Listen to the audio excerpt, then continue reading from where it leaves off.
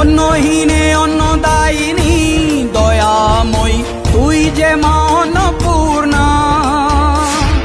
সন্তান স্নেহে তুই মা যেন কল্যাণী সম্পূর্ণা। তোর কথা যেন মন্ত্রোচ্চারণ, বজ্রসম কঠিন অনুশাসন। ধৈর্যের সর্বংসহা পৃথিবী, ধর্ম ও ন্যায়ের প্রতিচ্ছবি।